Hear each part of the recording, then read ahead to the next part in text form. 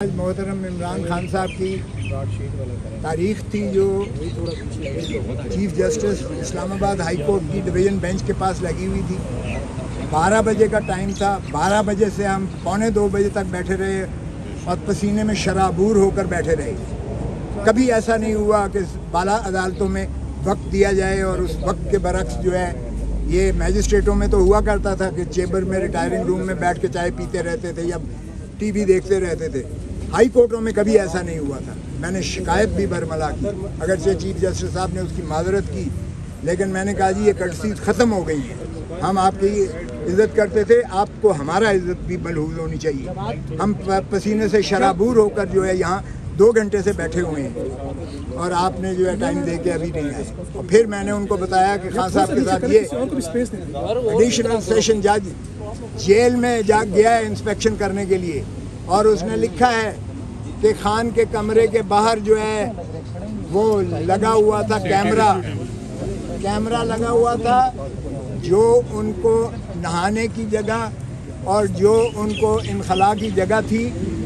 وہ کھلی تھی، یعنی شرمناک جو ہے، شرم آنی چاہیے ان کو کہ کوئی بھی ہو، سابقہ وزیر اعظم ہو یا کوئی بھی پریزنر ہو، کیا اس کی آپ اس طرح سے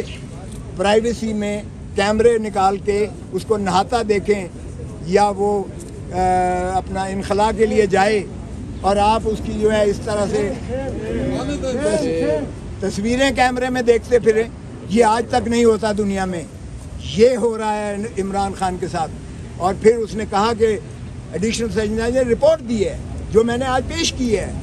اس عدالت میں، عدالت عالیہ میں، اور اس نے کہا ہے کہ انہوں نے مجھے شکایت کی، تنگی کی ساری۔ اب اندازہ کیجئے گا حکومت اس کو بیٹر کلاس دے رہی ہے، جو سزا ہے وہ سمپل امپریزنمنٹ ہے، مشقتی سزا نہیں ہے، سادہ سمپل امپریزنمنٹ ہے جو سزا دی ہے، اور اوپر تو رہا یہ کہ اس کو بیٹر کلاس دی ہے، اس لیے کہ وہ اسٹیٹس کے مطابق دیتے ہیں، وہ سابقہ وزیر اعظم ہے، اور ایسی جگہ پہ اسے رکھا ہوا ہے اٹک جیل میں جو جانوروں لائق بھی نہیں ہے جہاں رکھا جائے۔ یہ جو ہے میں نے اس کو دی ہے، بتائی ہے اس کو، اور کل میں نے خان سے ملنا بھی ہے، اس لیے کہ ان کی طرف سے ایک ریکویسٹ آئی تھی کہ آپ ضرور پلیز ملیے گا، تو میں نے آج ان کو بتایا ہے، جو چیف صاحب نے اجازت تو دی ہے۔ آج جب شروعات ہوئی بحث کی تو وہ وکیل صاحب آ گئے، ایک مدعی کی، پتہ نہیں اس کے لیے کون انتظار کر رہا تھا۔ مدعی کے وکیل صاحب وہ ہیں جو میرے شاگرد کے شاگرد ہیں، جو وزیر قانون کے، اور ماشاءاللہ وہ شروع دن سے، پہلے دن سے وہ وکیل ہیں مدعی کے، پہلے دن سے الیکشن کا سارے ٹرائل میں موجود ہیں، اور کہتے ہیں جی مجھے تیاری کے لیے وقت چاہیے۔ جج صاحب نے کہا بھائی تم تو خود بیچ میں رہے ہو، 2 ہفتے چاہیے مجھے۔ میں نے کہا سبحان اللہ، جب ہم نے مخالفت کی تو کہتا ہے 10 دن دے، تو پھر میں نے کہا جناب جج صاحب بہت ہو لیا۔ اس دن جب میں نے پہلے دن آپ کو بحث کی تھی، آپ نے اپیل سماعت کے لیے منظور کی تھی، اسی دن آپ کو معطل کر دینی چاہیے تھی سزا، اسی دن آپ کو سسپینڈ کر دینی چاہیے تھی سزا، پھر بھی آپ نے باوجود نوٹس دیا شارٹ ڈیٹ کے لیے، اور وہ تب اس لیے نہ لگ سکا کہ آپ بوجہ علالت چیف جسٹس صاحب بیماری کی وجہ سے عدالت نہیں کر پا رہے تھے، جس وجہ سے تساہل ہو کر آج لگی تھی۔ تو میں نے کہا جی یہ تو نہیں ہو سکتا، اس لیے کہ یہ آپ میری زندگی کا حق مجھ سے چھینا لیں، جو اللہ کے ہاتھ دی ہوئی ایک انعام ہے انسان کو، اور آئین میں اس کا تحفظ کیا گیا ہے، آئین میں اس کا تحفظ کیا گیا ہے، اور یہ ہر دن ہر لمحہ جو میرا گزر رہا ہے یہ میری زندگی سے کاٹ رہے ہیں آپ، جس کا کسی دنیا میں کسی شخص کو، کسی عدالت کو اختیار نہیں ہے، کیونکہ یہ بنیادی حقوق سے متصادم ہے۔ اور میں نے کہا جی یہ دیکھیں کہ فساد کی سب سے بڑی جڑ، اس سارے گناہ کی جو ایک شاخسانہ ہے، وہ تو ہے الیکشن کمیشن آف پاکستان، جس نے یہ فیصلہ دیا کہ عمران خان جو ہے وہ 63(1) میں یہ ڈسکوالیفائی ہو گئے ہیں، یہ نااہل ہو گئے ہیں، اور آگے لکھ دیا کہ ان کے خلاف جو ہے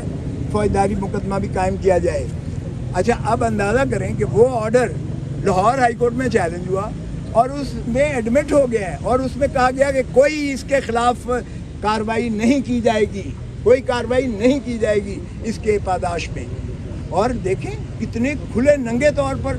اس کا پروسیکیوشن بھی ہوئی اور سزا بھی ہوگی. اور پھر میں نے کہا جی آپ جورسڈکشنل انکیپیسٹی ہے,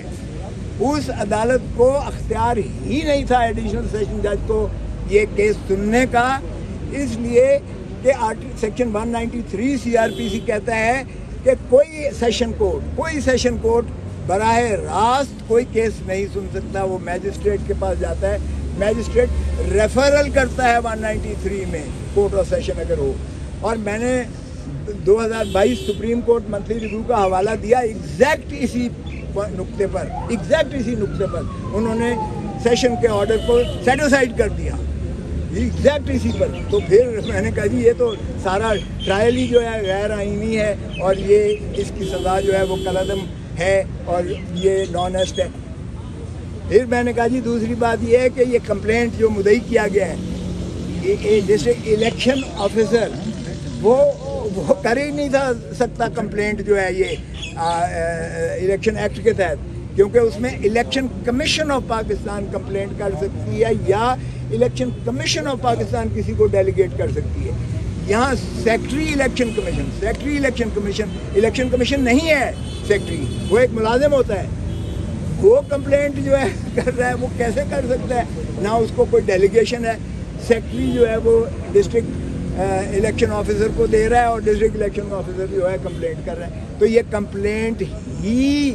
جو ہے انکمپیٹنٹ ہے, یہ ناقابل, یہ ردی کا کاغذ کا ٹکڑا ہے جس پر کوئی کارروائی نہیں ہو سکتی تھی. اور پھر میں نے کہا جی اس میں بھی لکھا ہوا ہے 120 دنوں کے جو ڈیکلریشن جو فارم, یہ مجھے کوئی توشے خانے کی سزا نہیں دی گئی, یہ سزا اس چیز کی دی گئی ہے کہ آپ نے جو ڈیکلریشن دیا ہے, ہر MNA دیتا ہے, میں خود 10 سال دیتا رہا ہوں, 31 دسمبر کو دینا پڑتا ہے, اور وہ 30 جون پچھلے سال کا جو آپ کے محاصل ہوتے ہیں, جو آپ کے ایسٹس اینڈ لائبلٹیز ہوتی ہیں, اس کا آپ ایک گوشوارہ دیتے ہیں الیکشن کمیشن آف پاکستان. تو وہ الیکشن کمیشن آف پاکستان کے اس ڈیکلریشن سے 120 دنوں کے اندر جو ہے کمپلینٹ ہو سکتی ہے. یہاں تو کئی سالوں کے بعد کمپلینٹ ہو رہی ہے, تو یہ زائد المیعاد بھی ہے. تو میں نے کہا جی میرٹ کو بھول جائیں,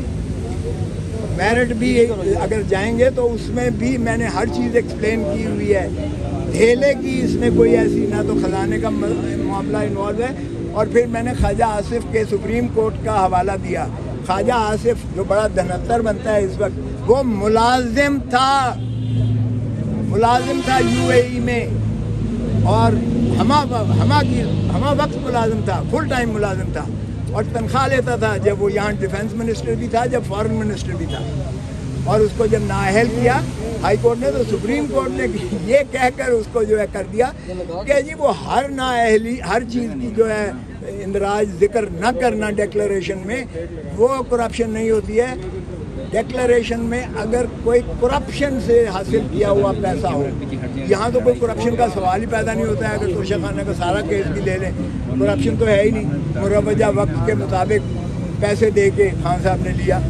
جو اسیسمنٹ کی وہ بھی سرکاری اسیسمنٹ ہوتی ہے, تو اس میں تو کوئی ایلیمنٹ تھا ہی نہیں. تو میں نے کہا جی یہ آپ دے لیں, اور یہ میں ایک دن بھی میں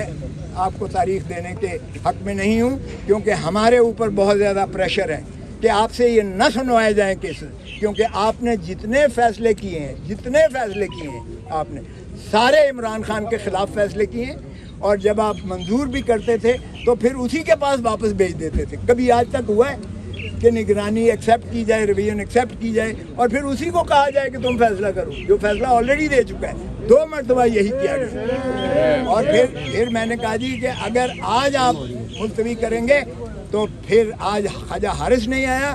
کل ہو سکتا ہے میں بھی نہ آؤں, کیونکہ ہمارے اوپر پریشر یہ ہے کہ آپ سے نہ سنوائیں, اور آپ اس لیے کہ باعث ہیں. ایک طرف تو آپ دیکھیں کہ جب اس کی ڈیفنس عمران خان کی اسٹرائک آف کی گئی ہے, صفائی دینے کا موقع اس کو بند کر دیا گیا ہے, اور اس کی جب ہم نے نالش کی تو آپ نے نوٹس دیا, نوٹس دے کے آپ نے پروسیڈنگ سٹے کیوں نہیں کی. اب کیا ہوگا, وہ ریویژن پینڈنگ یہاں پڑی ہوئی ہے, تو کیا ریویژن اس کا کیا اچار بنائیں گے؟ آپ نے اس کو تو انعام دے دیا, اس ایڈیشنل سیشن جج کو اگلے ہی دن لندن میں بھیجا گیا ہے. ایک کو ریموو کر کے جس کا نام جانا تھا جس نے، اس کا نام ہٹا کر اس کو انعام کے طور پر بھیجا گیا ہے لندن میں، اور لندن میں وہ وصولی کرنے گیا ہے اس سے نواز شریف سے، اور اس کے ساتھ وہ جو ہے لنچ یا ڈنر یا جو بھی یہ کر رہا ہے. تو کیا اس طرح سے سزائیں کی جائیں گی؟ اور یہ جو ہے کیا بنانا ریپبلک بنا دی ہے؟ تو میں نے کہا کہ جی آج سے ہمارا پھر جو ہے ہم بھی پھر جو چیزیں نہیں کہنا چاہتے تھے ہم عدالت کی تکریم میں، عدالت کی تعظیم میں، اس ادارے کے تقدس کے طور پر، تاکہ دنیا تماشا نہ دیکھے، پھر سوری ہمارے اوپر پریشر جو ہے کلائنٹس کا بھی ہوتا ہے. آج ہی آپ فیصلہ کریں، بھلے میں یہ نہیں کہہ رہا میرے حق میں کریں، جو کرنا ہے آج آپ کریں. اور 6 مہینے تو صدر نے 14 اگست کو معافی دے دی. 3 سال ساری سزا ہے. سپریم کورٹ کے بے بہا فیصلے ہیں کہ یہ شارٹ سینٹینس ہے، اور اس میں سزا جو ہے ہمیشہ انویریبلی ہوئی ہے. اور وہ جو ہے پھر بھی اس کو 2 دن دے دیے، 2 دن دیے، تو پھر دیکھیں گے کہ انشاءاللہ کیا ہوتا ہے. لیکن اب عامر فاروق صاحب اس لیے سن نہیں سکتے یہ کیس، کیونکہ ان کے جتنے فیصلے ہیں وہ